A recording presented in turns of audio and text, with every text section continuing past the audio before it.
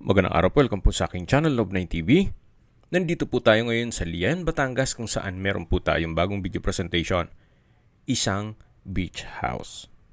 Ito po'y newly built na free pub container house na may 1 bedroom, 1 toilet and bath, may view deck at overlooking sa dagat. Nakabakod na po buong property at ito'y titulado. Possible po itong maging income generating, especially kung ipapasok niyo po sa Airbnb.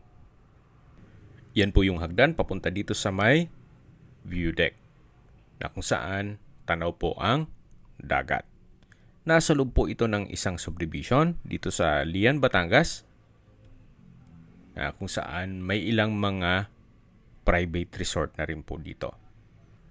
Yan po yung free pub na container house na meron pong sliding glass windows and doors. May water tank na rin po sa likod nito.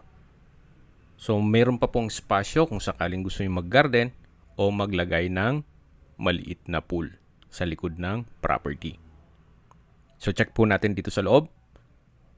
Yan po yung main door at ito yung living area. Then dito naman po yung isang pintuan na kung saan papunta po yan dito sa may kwarto. So 1 bedroom lang po ito. Kaya maayos na maayos po siya. Tungkol naman sa furnishing, siguro pag-usapan nyo na lang ni owner. Na meron na rin po siyang sofa bed.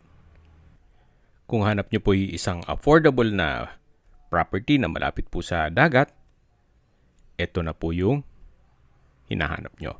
At ang kagandahan pa po dito, ito po'y titulado, buhay po ang may-ari, kaya wala po kayong maging problema sa documentation o sa transfer ng title. Okay, sa presyo na po tayo. Binebenta po ito ni owner sa halagang 2.5 million pesos. Yan po yung original price niya.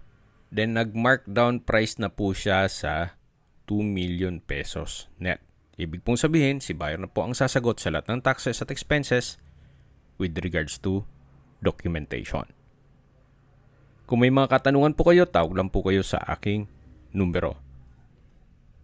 At ang full video presentation po nito, pakiabangan na lang po sa aking YouTube channel na Nov9 TV channel, Nov9 TV Listings, Nov9 TV On The Spot, at Nov9 TV Updates. Kung sakali man po na meron kayong mga properties na napapabayaan, planong ibenta at wala kayong oras pagbenta nito, pwede ko naman po kayong tulungan at gawan natin ng video presentation.